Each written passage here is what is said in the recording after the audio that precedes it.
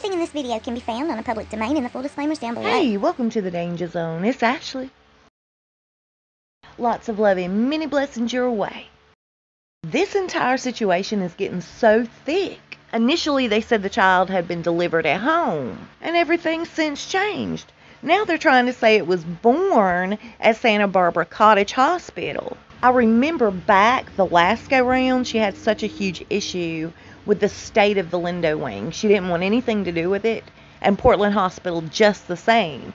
But she ended up supposedly settling for Portland Hospital. Yet the doctor that allegedly delivered Archie from Megan at the Portland Hospital, her husband just recently, not too many months ago, came out saying, "My wife was never there. She did not deliver an Archie from a Megan." It's just weird how Megan just so happened to settle for this Santa Barbara Cottage, and I'm sure it's very nice.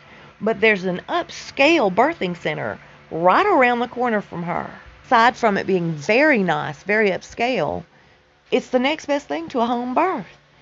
And she could have had anybody in the room with her, so why did she so happen to choose, no offense, Santa Barbara Cottage Hospital? And she's highfalutin and all, and nothing was ever good enough for her over there during her time spent in the rules. And it seems like they're playing the same games they did when Archie arrived.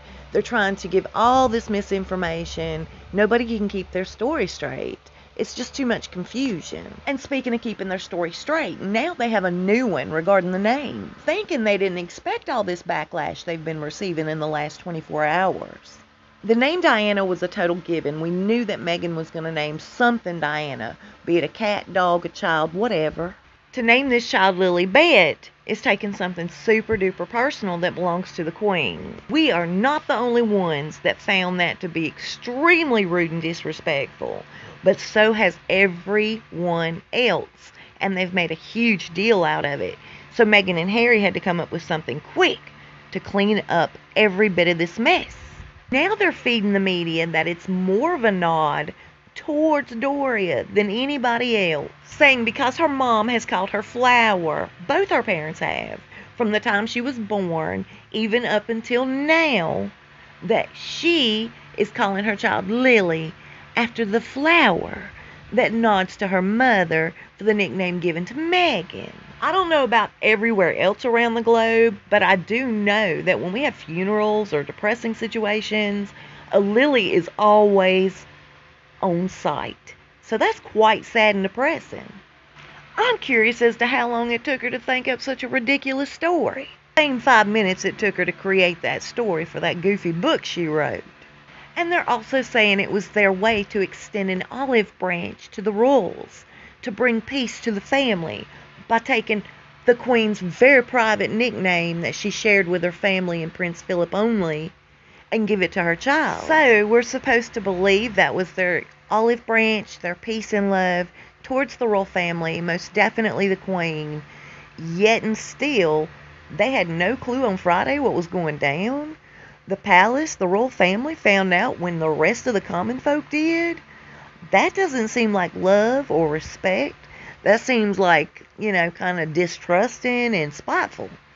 Now, speaking of spiteful, because she's been nothing but to her dad, when they contacted Mr. Markle asking him how he felt about this, child, Lilibet Diana, he said he wished the child and her mother very well, the best wishes, and that he understood he would never have a relationship with this kid or the other one. How sad.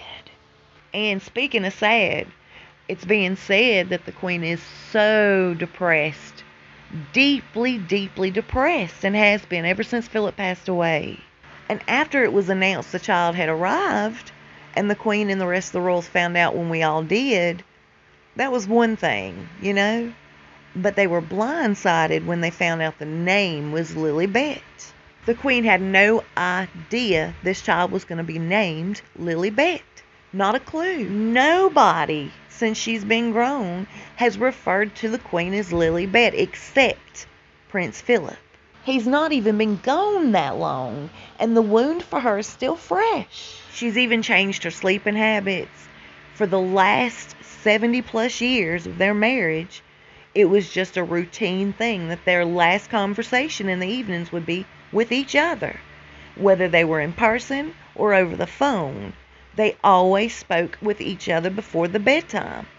She's been turning in earlier than that typical time because her heart is still broken. Those closest to the Queen have been extremely worried for her ever since the passing of Philip, along with the stress from Harry and Meghan's tell-all with Oprah and the many threats they've made since then. And now we have Harry and Meghan taking her nickname, making it their own. Yeah, the family are quite upset about it, but what makes them even more upset for the Queen is the fact that she has to put on a brave face.